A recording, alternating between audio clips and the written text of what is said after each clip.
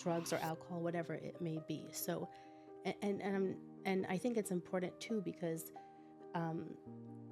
I've found it in many different topics about mental health. Like people throw around words. They say like, "Oh, you're bipolar." If somebody has like an upset day, or they say, "I'm so depressed because I don't know, like there was a long line in Starbucks or something." It has to be specific amount of usage. There has to be behaviors. There has to be all sorts of things in combination that make it abuse or addiction. And then you also have to look at like dependence, withdrawal, those, you know what I'm talking about? Like tolerance. Those are also things that define whether or not somebody's abusive or dependent or alcoholic or binger, or you know what I mean? Yeah. There's different ways to know. Welcome back to the GDC Project. We're here on episode 8, and we're here with my technical first guest that isn't a family member, with Shira. Is it Shira Burstein or Burstein? Did you not go with Praven for a specific reason? You know what? All the women in my family did not change their last names, so I felt like it was part of what we do. And, you know, I think even professionally, all of us, I mean, the women in my family have jobs outside of the home, and so all of us earned our degrees under our maiden names, and I think, you know, it's just who I am and what I wanted to continue using. So that's really it. I mean, no disrespect to my husband or anything, but I just wanted to keep the continuity. So let's talk about Shira for a second. Shira is a Columbia grad. Yep. And Shira and I have known each other for 30 years. Yeah. So she grew up down the street from me. I went to high school with her older brother. Yes. What are you, 2 years younger than me? Yeah, so we went together. Yeah. Sorry you didn't remember that, but I just remember hanging out with your brother. No, I'm kidding. Yeah, no, you're a year older than me, and then he's a year older than you, I think. No, we're the same age. Oh yeah? Well, the same grade. Okay, so We're fine. the same grade, but I think I'm a young, like I'm in November. Okay. So I'm 42 now. Okay, fine. So yeah, you're 2 years older. Yeah. And you've played a huge part in this journey for my family. My niece loves you. My mom loves you. I mean, I love you. We've had some good conversations. Yeah. And you've been a major part of this journey for us and just life. So can you just explain kind of who you are, your background, and what you do? Sure. So my background is in social work. So I went to Columbia to get my LCSW, licensed clinical social work. I was always interested in mental health. I thought I was going to be like a forensic, you know, crime scene kind of therapist going after murderers and stuff. But this was a little bit more to my temperament.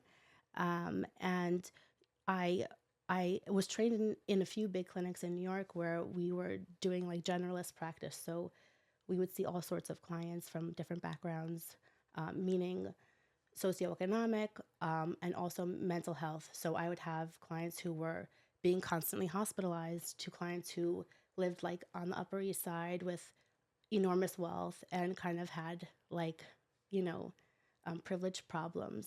And that's how I was trained. I would see all sorts of people.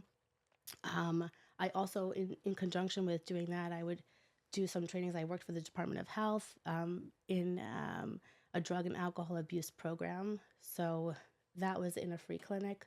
So I did things all over the place. I would work in a big clinic, and then I would start building my practice at the same time.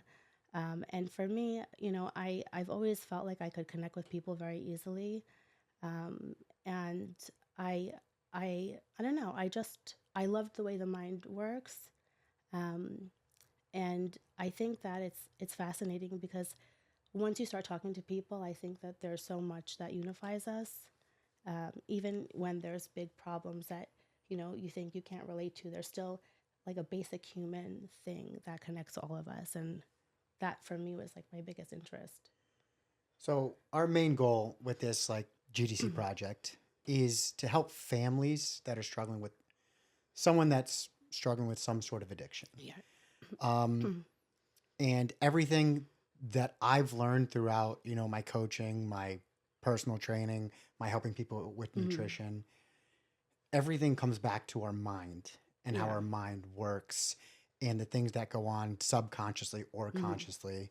Um, I'm no professional Yeah. in any regard, but after learning that, I started reading like Freud and Nietzsche and Carl Jung Hmm. and Adler just to figure out like how our thoughts direct our actions. Totally. And I think we connected, like reconnected first, where you came into the gym. It was Yes. a little awkward Yes, it situation, was. but you came into the gym and you're like, how can we pair, you know, what I do to the fitness Right. world? Because you do need that combo. What I really want to like ask you is with addiction, you talk about those commonalities. What Mm. is like the common one of the commonalities that you see um, when you're helping someone with addiction or a family with addiction? Okay. Well, let me just say this because I mean, you and I talked a little bit just before we started, um, and I was thinking a lot about your concern about the biological part, Mhm. and to make it very sciency first and get it out of the way. You know, all of us have our biology. We have our genes and everything. We have our hereditary genes and all that. And I think on a basic human level, with addiction, you're talking about um, the the fact that we all have genes, but there's not necessarily like a gene for addiction. Sort of like if you want to find out if you're going to have breast cancer, you can go and like get a BRCA test. It's not like that. You can't just see it on a panel.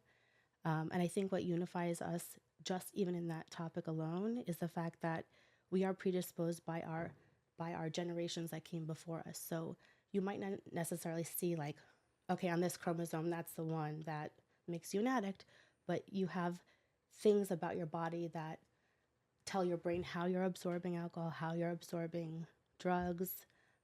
You have ways in which your brain like downloads the information of needing it or not needing it, and all of us have that. I mean, you might not necessarily become addicted to alcohol, but you could be a sex addict. You could be an internet addict. You could, you know, overeat and be addicted to sugar. And I think to stop kind of talking about people with addiction as like they're like this addict with a big problem would help when you understand that you too have things inside of your body that cause you to have behaviors or problems that you don't necessarily control. That's like on a basic level. And I mean, I still feel like I struggle with a lot of things now. We can maybe talk about that later. But I want to ask you, how do you define addiction? when I worked for the Department of Health, I worked in a free STD clinic, and the my job was to correlate how prevalent STDs were to the consumption of alcohol and drugs. Meaning, like, if they used a lot, were they then having reckless engagements with people and then contracting, diseases? And so we were supposed to deploy two tools, the audit and the DAST. Have you heard of them? No. Okay, so the audit is for alcohol and the DAST is for drugs. So they're tools, and I'll be happy to send them to you, and maybe it's something you can share with your community. But it's like a certain amount of alcohol consumption per for your age, for your gender, per a week. Um, it includes questions about like have you ever gotten in trouble at work because of trying to consume or to obtain the substance? Has anyone ever told you they're worried about you? Have you ever been in trouble with the law? Those kind of things. And those tools kind of tell you yes or no. It's sort of like you probably didn't do it because you were not a girl in high school, but the girls in high school used to take like these tests in You see if you Cosmo liked a magazine. boy or whatever. Yeah, it was like if you got three A's, you were this kind of person or that Hmm. kind of person. It's very simple like that, and anyone can get them free online. So anyone could check themselves if they feel embarrassed or sort of worried and don't want to talk about it yet. They can look and see on the audit or the DAST. Also, there's the DSM, the diagnostic manual that all mental health professionals use to make diagnoses. And so that also has rules. It needs to be like, how much you use, how often, what kinds of, again, risks that you are exposed to. what kind of issues you've had in correlation to that substance, that, you know, drugs or alcohol, whatever it may be. So, and I think it's important too because um, I've found it in many different topics about mental health. Like people throw around words. They say like, "Oh, you're bipolar." If Mm-hmm. somebody has like an upset day, or they say, "I'm so depressed because I don't know, like there was a long line in Starbucks or something." It has to be specific time, amount of usage. There has to be behaviors. There has to be all sorts of things in combination that make it abuse or addiction. And then you also have to look at like dependence, withdrawal, those, you know what I'm talking about? Like Mm-hmm. tolerance, those are also things that define whether or not somebody is abusive or dependent or alcoholic or binger, or you know what I mean? Like Yeah. there's different ways to know. To know. So for me, I was like thinking more of a definition. How I've been Yeah. defining it is something that you don't have the choice over that affects your life in a negative manner. Mhm. So we were talking about, there was an interview with Matthew Perry Chandler. I keep talking about this like 4 podcasts in a row. Mhm. He was arguing with someone some British journalist, Mhm. and the British journalist was full set on addiction is a choice. Like Right. like your choice, it's willpower. Like everybody could overcome this. There's nothing that goes on in your brain that can cause your addiction. No. And they were pushing back and forth, and Matthew Perry's like, okay, I'll give you that. You're right. Mhm. I have the choice over the first drink, Right. and then I lose it. Right. So that's where like my definition goes to once you lose control Mhm. and then it affects your life in a negative manner. That to you is addiction. That to me is addiction. Okay. That's okay. And I think Yeah. that that's probably good enough, but I think you have to, okay, I'll say it like this. Um just like you can't see a gene marker, you need to be predisposed. That means like just like people are predisposed to diabetes, right? Mm-hmm. You might not ever get them, but you could have like 3 uncles who have it. Yep. So you don't control that part, right? But then you also have to have environmental stressors and behavioral issues, and also probably and most likely comorbidity. So, meaning another issue like mental health. So, for example, like a classic case of a person who never had a sip of alcohol, but they have, you know, a parent and a great grandfather who were alcoholics. They know about it because of family stories. And then they also have, you know, a family member who committed suicide, and this one over there who was depressed. And all of that makes it like the perfect storm to become an addict. And that person does not drink because they know that the first drink will be their choice. But after that, it's like the machine gets turned on and you cannot stop it. And that is like the whole picture. I think when you and I talked about it a little bit, you know, on text and stuff, I think that's so important for people to understand, because it's not helpful to tell somebody who's an addict like just stop it, or Mm-hmm. you know, like you, it's your choice, you're the one doing it. Mm-hmm. There's so much that goes on because you have your dopamine that gets hijacked, your brain gets hijacked in enormous values. You're supposed to have dopamine in your life every day, in small bursts. Um, you need dopamine to survive. It's like the signal that tells your brain, I like this, we should repeat this. And things like exercise is good. You get small bursts of dopamine. Eating, because we're not supposed to like live to eat how people are these days. You're supposed to eat to live. And so when you eat food, you're also getting a small burst of dopamine. So, you know, it's like that happens. But the problem with alcohol and drugs is like you consume it, and then instead of getting, I don't know the number, let's say 3% of You're what you getting need. 10. Yeah. Yeah. So it's 3 to 10. We did this last week. It's 3 to 10 times higher. Yeah. It varies per, Yeah. per And then thing. your brain, it gets whatever it is because of your predisposition, because of your chemistry, it says, oh, I need that. I need that to survive. Instead of going like, that was tasty. I don't need that for another 6 months. And so it replaces the same drive as eating food so that you don't die. And that's not in your control. Yeah. And I think that's the scariest thing about, addiction is that like we're training our body, we need it. Right. And so now that we understand we're training our body, we need it. So how would we combat that mentally? You talked about almost like self-talk and I'm depressed now. Yeah. Is positive self-talk something that we could use to combat that? Well, if you talk to people in your family, I'm not a big positive self-talk person. That's not clinical. It's just a personal, like, that's just my personality coming to the therapy. I think positive affirmations and like fake it till you make it only go so far. I think, I thought a lot about what I was going to say to you about how you change this in your life.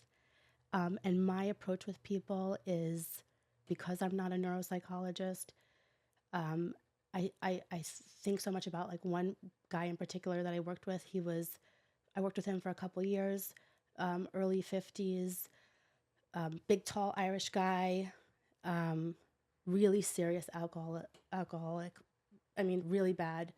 To the point where like his wife was like locking the doors and he has kids and she was not letting him back in the house. And I'm bringing it up because my approach with him was, okay, I mean, you didn't come out of this world an alcoholic. Like, what happened to you? Because you're a nice guy, you're smart, you have a huge family. And eventually he told me, like, I had a brother who I was super, super close with. He was my best friend. He died in 9/11. Before he died in 9/11, our best thing we used to do together was like go out and get a drink, a beer. Okay? So he's doing that to try and hold on to that relationship. Yeah. We spoke so much about his brother. We spoke about the rituals and like the bonding and everything he was searching for like years later when he wasn't there anymore.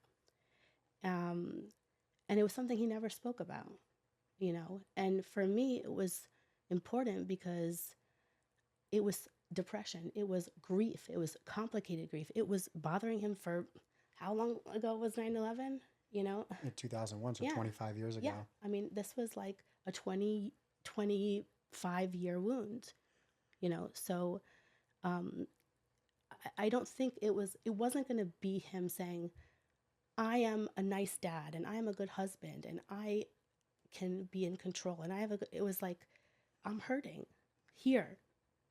The alcohol is like the Cure. it's the cure for him, but it was like the collateral damage for the actual issue. You're one of the I don't remember who said this, but it's a lot of times people don't realize that addiction is the cure to a trauma.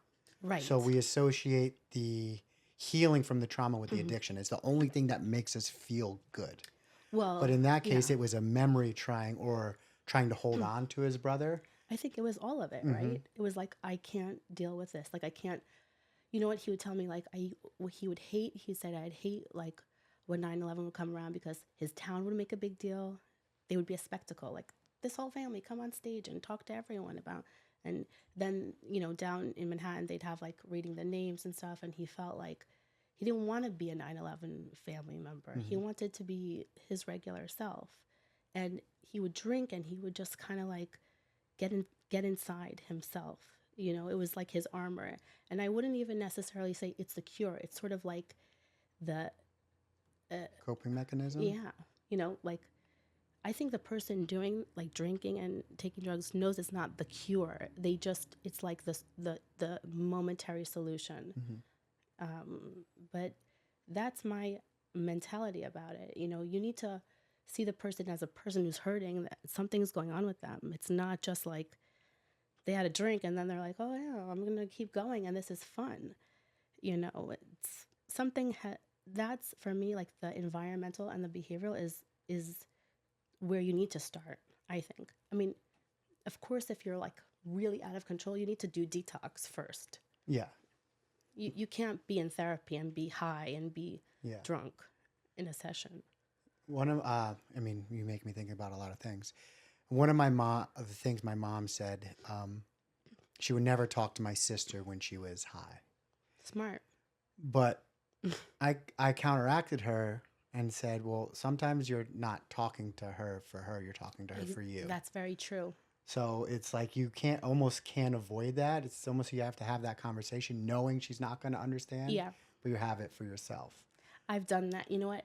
I'm not going to go into the details, but there was like a thing on the New York City subway, and this guy was being really a mess, and no one was saying anything, and I was so fired up, and I just let him have it, and I made sure, like, I knew when the stop was going to come. I let him have it, and then I got Jumped out and on went it. to the next, and I was on my way back to Stanford for the weekend, and I told everyone at the dinner table, and my parents were like, "Are you crazy? He was nuts. He could have had a gun. He could," and I said, I know.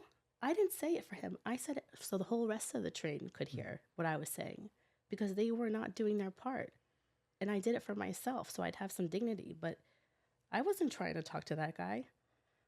And I think you're right. I mean, I said smart when you said she didn't want to talk to her when she's high, but you're right. Sometimes you say it for yourself, because part of what you're doing, I think, is trying to heal the people, not just the client. Yeah, our main goal is like we're going to help the clients and the families, but then the deeper we get into it, we're a healing family, Right. right? And we keep revisiting like what could we have done better? Right. What knowledge could we have obtained earlier to maybe help her get through it? Yeah. And a lot of families that are also going through a similar situation are doing the same things we did. You know, Right. you're mad at them, Yes. you're angry, you just get better. What's wrong with you? Yeah. And we felt there wasn't really a support system for the family. So it's like, Yeah. how can we help the primary network that's going to help the individual, Yeah. right? Because Yeah. you need to heal as a team. You can't just Yes. be like, hey, Shira, you're having an issue. Figure Right. it out. When you figure it out, then you could come Yeah. back into the family. Well, you know, with nutrition, it's like you can't stay on track if you're working at a bakery. Mhm. You know, like you got to, like the whole group has to, you know, my mom's a nutritionist, and um, she always tries to get like family members to come in, because if you're married and like you're doing the program, but your husband is like buying donuts every Sunday, that's not going to fly. Your willpower will only last so long. Yeah, for sure. Mhm. You know, I'm so glad you're doing this, because I don't know how much has changed since my Columbia days, but when I was in Columbia, I took a drug and alcohol course with this cool dude, Professor Diaz, and he made us go to Al-Anon. He made us go to AA. It was part like we couldn't pass if we didn't go. And I remember I was so petrified, because I wasn't, you know, even now I'm not like a drinker. I don't smoke. I don't do like anything, and um, I was so afraid, and I didn't know what to expect. And um, after I left Al-Anon, you know, for family members, I felt like empty or something. It was like, this is all that is there for someone like me. You know, I was experiential therapy, but I thought it was not enough. It's weird. I mean, it's run by people, like it's run by peers. There's no sort of evidence based practices, there's no solutions. It's sort of never ending. Um, I really felt it was not enough, and it's a gap. And I don't know what there is, but I think there has to be more for the family members, because it's not just this model that, I mean, you're doing it for this specific topic, but there are so many topics where families are disjointed, disrupted, estranged, all this stuff because of one person. And everyone focuses only on the person who's presenting the problem, but problems present in all sorts of different ways, like in a splinter, you know. I don't have to tell you. I'm sure that many people in your family had new problems arise because of what was going on.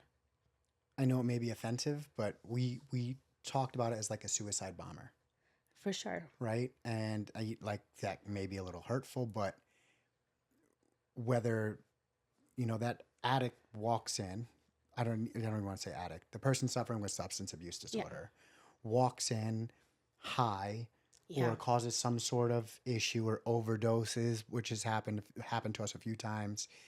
It's like this bomb goes off and creates this chaos within Yeah. the family. Yep. Um, not that they meant to do it. Maybe they meant to do it. Like, who Yeah, knows? yeah, you don't. You don't know, but it like it disrupts the entire family. And I'm all about tactical steps. Yeah, I know. Like, what are the tactical steps that we could take as a group that will help us move forwards? Yeah, Right? And it might be group therapy. Like, yeah, let's all meet with a therapist. It might be yeah, getting on the same page. We all need to paddle. We all need to handle this together. But it would just be, I don't like the way you handle that. I'm angry with you. yeah. You know, Meaning like like not like you with your mom like me or with my okay, mom, or my mom okay. and my sister, my mom and my aunt, my mom and my grandmother, my mom and my dad, and everyone would Yeah. like almost Hmm. bicker at each other and Yeah. get in arguments. Oh, like you said, over my sister. Yeah. You, Um, you're saying like that would happen, or you think that that's a good no, thing we that would should do? happen. That's what would That's happen. what would happen. Oh, We didn't okay. have like a strategic plan. Yeah. But Tim, here's the thing. Mm-hmm. You I respected that you want a strategic plan, but you're all different people. Mm-hmm. And the way in which that person, even you look at families with kids with special needs, it's like sometimes the way that the parents and the family operate around that kid, even with special needs, that's like not in their control, Mm-hmm. creates these bombs. And you know what I mean? And like each person is so different. You're so different than your sister. You're Mm-hmm. so different than your mom. You know, you're like I think that part of it is your own exploration into how this affected you without any sort of guilt, because when you present the problem like that's the person who it's hurting, you don't give yourself permission to also be the person that's hurting. Mm-hmm. Okay, so all of you, I think the best plan for families is give yourself the space to be the one, like the star, the center of it in your own way, and figure out like this guy, like he didn't like being a 9/11 family. He had like 12 siblings. Some of them really liked it. Some of them felt like that made it better. That made them important. For him, it was like a club he didn't want to be part of. And so it wouldn't be cool for him to coordinate with like 12 other people. Like, we're going to always go to the 9/11 things, and we're going to, like, there's no team in it, only in the fact that you will each respect how you were dealt with differently, that you have space to maybe have the arguments now. You need to talk now about, I didn't necessarily like it that when we would go on a family vacation, we would be expecting this and then this whole thing would Mm-hmm. happen. Or I don't want to be compared to this person, or things that, you guys have talked about. What about like when you're setting boundaries? Now? No, like then. Like, I'm more thinking with someone that's they have a loved one struggling. Like, what if you, like me and you were married? Yeah. I say this is the boundary, and then you're like, well, no, I want this boundary. Meaning like you and Jen would say, like, she's not, like, Jen would say, I don't want her on a family vacation. You go, let her come, and if this happens, then we Yeah. leave. Um, well, um, it's tough. I don't know the answer, honestly. I Because mean, that's where we struggled with a lot and caused a lot of arguments was we need to set boundaries. What are they? well, maybe that was the problem, is that you Mm. wanted a collective, unanimous boundary, Yeah. and you're in a collection, you're a family, but you're not collective. You're individual. Mm-hmm. And even in my own family, like, we have things, and I think it's taken a lot of time to realize, like, I'm going to do this for our little silo. You do that. I love you. No disrespect. I'm not supporting you. I'm not, signing off on something. For me, that doesn't work.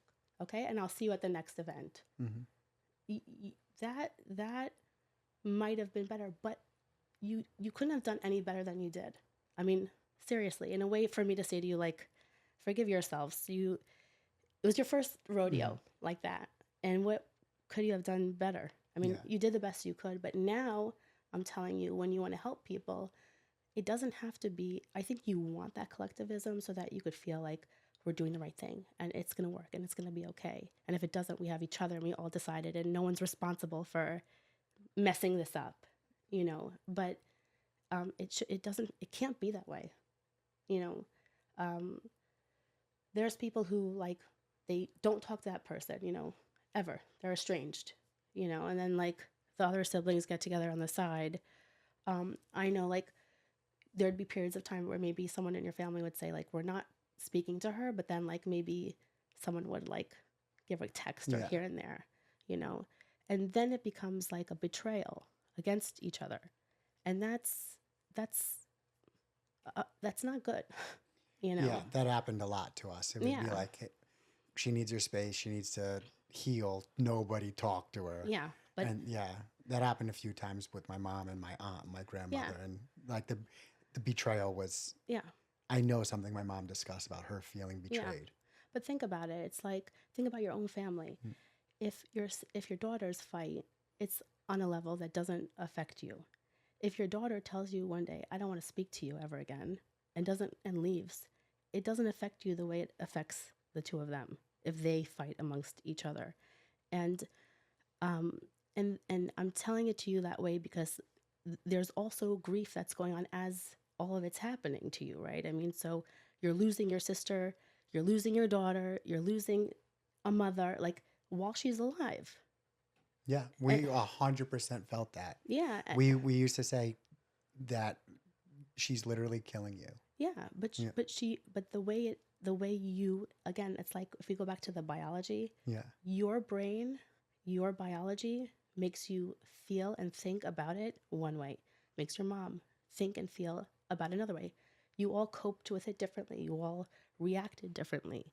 So I think families going through it need to know that they would be better off not expecting like a team approach, hmm but to talk about what each approach is. Like maybe you'd sit around in a room and you would say like this is what it is for me, this is how I react. I get more angry, this one gets more sad. You know, for me when I'm angry I could be really vicious and I don't want to like say anything, so it's best that I remove myself, so I won't be coming to certain things. It's not because I don't, you know. I don't love you. I don't want to Yeah, be here. Yeah. yeah, your mom probably was like, that's my baby. hmm Like, and when you say that's my baby and your baby is 40, you're not, you're feeling like when you She's a child. held that Yeah. baby in your arms. And I think it's like that for eternity, you know? Yeah, I couldn't imagine if one of my kids would ever suffering or struggling like that. I mean, I Yeah, think that's like my greatest fear. yeah, It's like all I want is for my kids to be happy and successful. And then right. even when you talk about the kids fighting, it gets me so angry. Yeah, Um, like, why don't you guys just love each other? yeah. But Yeah. they do. I'm sure of it that they do. But it's like, you know, I think that's also part of it. You know, you have to, how do you get someone who gave life to somebody who's probably also in denial, you know, because in the beginning at least, because it's so awful to think like you can't do anything to stop this. Like, you Even know, that little short I shared, I don't know yeah. if you saw that. Which one? It was like I just the last one I shared with the conversation with me and my mother, and I was like, why do you think you were in denial? Oh, yeah. And she Yeah, said she didn't want to know. she didn't want it. She Yeah. didn't. Yeah, not that Like, she. Yeah, like she just, she didn't want it to be true. yeah. Yeah, You know what? I remember in college, I was like, I think it was like my first time feeling really depressed. My grandfather died. It was like then Aton had cancer. It was like all this stuff was going on all at one time. I was in a new place. Um, and I was crying a lot. And my parents brought me home and they were like, okay, you're going to go talk to somebody. And I did. And they're like, okay, we're going to put you on medication. And my dad was like, what? My baby? Like, what? Like, are why? you? Yeah, He was like, are you sure you're like you're? I mean, it wasn't like hardcore anything. It wasn't like you're gonna be going to an inpatient, and it was like just take Xanax once a week or take something. And he couldn't believe that like this beautiful image of me that he had was tormented in any way, and that he couldn't make it better and nothing could make it better, and I was now a person like taking medication, that for him was like such a shatter, and I ended up not taking it, but it was like you could see how disturbed it made him. He didn't want to even think that that was a thing. He didn't want to see that. And it wasn't like I was crying. I mean, I was crying like 3 times a day. I wasn't in trouble. I was getting great grades. I was in a relationship. I paid my credit card bills. I Yeah. showed up to family events. I was not dysfunctional. He couldn't handle it. Yeah, I don't know how I'd be able to handle it either. Like having the two girls, it's like Yeah. you don't want them to struggle in any Right. way. And I think that's your job as a parent is to keep them safe Yeah. and guide them in the direction to be Yeah. successful. Someone Yeah. like said it as like you're shooting an arrow and hopefully it Yeah. lands in the bullseye. Yeah, exactly. And that's what I'm just going to reiterate to you. Like, I think you can be this broker between this conversation and all of them and these and people that you help by explaining, like, you're all individual. It's a losing game if you try to all come together and make one solid plan. None of you are exactly alike. None of you see the world exactly alike, even if you share same values, from your home. Each of you are a different family member. I mean, there's so much psychology against even birth order. So how can you expect a mother to have the same reaction as a brother? How can you expect a grandmother to have the same reaction as the daughter? So with all us, I completely understand that. Now with all of us having like different, like you said, perspectives, biology, we're not a team, but we all want the same thing, right? Our loved one to heal. Yeah. So is there language we could use or things we could say or directions we could push people in as individuals? So like me and you could have like our goal is for Josh to get sober. Yeah.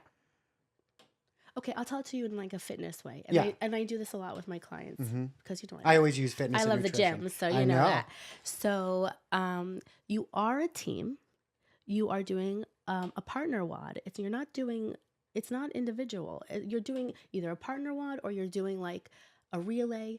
You are a team. Don't get it twisted. And you should know that you're a team. That will be your glue. But you each do something that is into your level of strength. Like you will do like 60 wall balls, but I'll do 30, and that will get us to the end. That is, I think, like the best recipe for all of it. I tell it to my clients who are couples that I work with. You're not here to do like 50%, 50% and get to the 100 goal. You need to say, you know what, Mom, you are more like, you read a lot, you're very intellectual, you intellectualize a lot. You help your family that way because you're using your mind with my skill. Yeah. Yeah. Okay. You have other family members who are more emotional. You need intellectual. You need emotional. You don't need everyone to read the book you read. You'll read the book. You'll give them the cliff notes, and then someone will say, "Hey Tim, you're being a little bit cold. You're being a little all the time." Okay. Yeah. Like soften up a little bit. This is hard for so and so for John. That's how it has to be. You have to believe you're a team, but you don't all have the same purpose. Yeah. Even my bees in the backyard, they don't all have the same purpose. Yeah. They're a colony. Yeah. They all do different things. They're the sex bees. The what? The sex bees. What do you The mean? bees that their only job is to have sex with the queen. I know. Who? What are they How called? Sorry, that you I don't talk know, about the but, bees. like, They had their job. I But guess. doesn't the queen eat them after? Well, the women like destroy the men after when it's time to like after they do the sex Conceive, stuff, yeah. conceive, They kill them, right? or they like kick them out of the hive. They're Yeah. useless. They don't have stingers. They don't go and pollinate. They don't do anything. They just Yeah. So we are a team, but I like siloing it, like siloing ourselves. What do And you mean? you talked about you are a team, but we're not like, and not everyone's on the same. You're all of the same team. You are a team, but you all have different roles and Yeah, purposes different roles and purposes. to and get to the end. So if we're a family, I like what you said before. The best thing is we kind of sit down and explain how we feel, almost our individual boundaries. Yes, exactly. Our individual thoughts and desires, our individual way that we think we could help or not help. That's important also. Yeah, help or not help. And then just, I guess it's more communicate Right. in a positive light versus just saying hurtful things and arguing. Totally. You know, and I think what you said at that point when you said what we cannot do is one of the, I don't know if it's brave or strong or, but we're so afraid to say we can't No. do something. Like, not even just no, like, hey, you know, I can't stomach that. You know, like, I can't, like, you know, you have maybe, for example, like you have a family member who's very ill. It's like, I can go to the doctor's appointment to hear what he has to say, but I cannot take this person to the surgery. That really freaks me out. I don't want to see the gown. I don't just don't have it in me I think the older I get, the easier that's becoming for me. to do those things. To the idea of saying no. It was always like I'm a people pleaser, and it was You always I are? would just say yes to everything. You would? Still do. I think it's Oh. part of my ADD. Like if someone asks me to do something, I say yes. But saying yes is saying no to something else. Or Right. something which you truly Sometimes. want. Yeah. And you know what? It's not necessarily, I'm telling it to you in a different way, Yeah. actually. I'm not saying to you, learn how to say no. I'm telling you, know yourself. Know yourself. Like, know what your limits are in terms of how you can show up your best self, when you can't, what predisposes you to kind of do things in a way that you don't like versus what you do like. Um, you know, it's like an alcoholic saying, hey, I'm not going to go to Alive at 5 because you need to buy a drink ticket to get in. It's not because they're saying no, they're just saying, if I do that, then there will be a consequence. And you're allowed to have consequences even though you're not the identified person. Like losing your patients and name calling, there's always a consequence to your activating event. And you have to know that you can't do all of that. We're gonna finish up now. I'm gonna just finish up with one question. As a person that's still struggling with addictive tendencies, what's a piece of advice, whether it's a thought process, an action that you could do to begin to overcome the struggle? In what way? Like what part of the struggle? So, do you want me to tell you all my addictions? It's up to you. So, definitely struggle with social media, Mm. right? That's a big one. Struggle with porn, big one. I feel like one drives into the other because I think social media targets me with that stuff. Yeah. Food. Have you ever heard of binge eating disorder? Yeah. Okay. Mm-hmm. Big issue with that. Okay. And sometimes low self-worth thoughts come in. So those are like my 4 that I struggle with continuously. You think on a daily basis? Binge eating is I need a trigger. Okay. Like pasta. for me it's like I talk about popcorn all the time. Popcorn, chips. Mm. Like I'm pretty strict in my diet. Mm. And then I'll get a craving. Okay. And it's whether I work through it or not. If I don't work through it, it's like I eat popcorn, chips, ice cream, then I'll have like a Gatorade. Then it's like nonstop for a good 2 hours. 2 hours. It lasts like till I'm literally Uncomfortable. Uh-huh. Okay. And that for the past 2 years has probably been about once a week. Okay. Social media is every day. Yeah. Negative self-worth is probably a couple times a week. Okay. So remind me what the question is. So what is like a thought process, a strategy to kind of work through those? So You don't need to go crazy. Just like, okay. Hopefully I won't choke again. But no, you're good. when you said it's once a week, my reaction was, that's amazing. It's better than 5 times a week or 4 times. When I, because again, I'm not a detox therapist. I have my practice, but there's stuff like smoking cessation, trying to make it one less than it was the time before. Maybe next time you'll do 45 minutes of binging instead of 2 hours. And I think the best thing that you could do maybe is acknowledge you've done it or you're starting and that you can ask yourself, okay, well, last time it was 2 hours. I mean, some people look at the clock and they go, okay, it's 12. Last time I ate my face off till it was 2. I'm going to let myself have like stuff until 12:30, and then I'm going to walk away. And I think that's the best thing that you can do in the moment. So last night, I was like, I had a hockey game. Okay. So I was like, I'm going to fill a bowl and take it in the car with me on the ride. So then I don't have another choice. Okay. So. But then like the rink has like junk food in it. Yeah, I won't buy it. Okay. So it's like, how difficult is it to get? Like junk food, my house is filled with junk food. Oh yeah, it is? Yeah, it is. Surprised. Junk, but it's like, it's more kids' school snack stuff, but it's like the lesser evil popcorn. Oh yeah. And then my grandmother buys like 7 boxes of ice cream. She does? Every week. Well, that's my problem. And I tell her, please don't buy it. Number one, the kids eat all of it, and then I binge on it. Yeah. And I don't want them to be having 7 boxes of ice cream a week, and I don't want to have it in the house to binge. Yeah. So it's like I can't.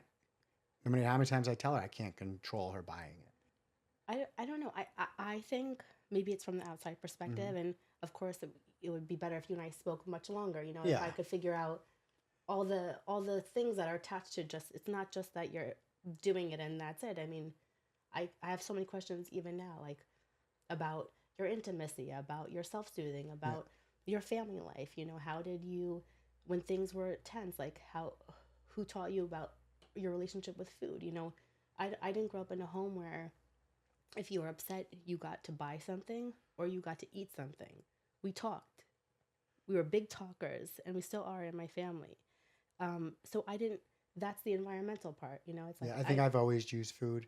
I mean, we grew up in the Italian bakery, so there's always cookies and cakes, and sugar feels good. Yeah, but look, even in our culture, in this American culture, there's that kind of language, like, I'm like therapy shopping, or like, you know, when you're upset, it's like, you deserve it. Like, you've been through something, like let's go eat our feelings.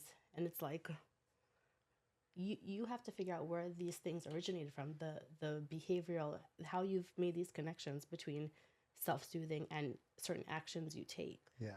With the also understanding that you also have biological predispositions to addictive things. I mean, it's not just you in the family. Your sister did. My dad. Okay. So, interesting story about my dad. I'll tell you this, then we'll get out of here because I don't want to take too much of your time. My dad was an alcoholic. He stopped drinking at 30. I didn't know I was alcoholic, and then realized really fast I stopped at 30. My mom, her ex-boyfriend, has the same birthday as my dad, one day off. Oh, really? My wife has the same, one day off of my ex-girlfriend. Oh. So there's all these weird similarities between weird similarities between how we came up and the ages and times it happened. Yes. But you know, so when you asked me before about positive affirmations, that's like another layer, you know, it's sort of like looking, not that there isn't similarities, there are, but also I think we give ourselves permissions to act a certain way or put meaning on things because we put the meaning on it, you know, because of these things, like, you know, you became sober at 30, your dad became sober at 30, like it worked, you know, it was like maybe your sister, if she tried at age 30, it would have worked. You know, it's like magical thinking, we call it. And I'm not disrespecting that cool similarity, but maybe there are maladaptive, magical thoughts that you have attached to stuff that causes you today, still now, to have eating and porn and internet and all that stuff to still be like acceptable. It's like you're in great shape, you're in good health, you know, but now it's like you made the rules about that, like why that has to be shut off, but you still give permission to the same things. It's like the same thing in a different outfit. You're just doing it somewhere else, right? I mean, last question, why do you think I give permission? I don't know. That's a deep dive. Yeah, it's super deep. And I think it's an important one. maybe it's something for you to think about after we finish talking today, you know. And look, Tim, we all do it. You know, we give permission for one thing, it's the same kind of thing. We don't give permission somewhere else. Now, do you think permission and excuse can be used interchangeably? I think excuse is just like rude.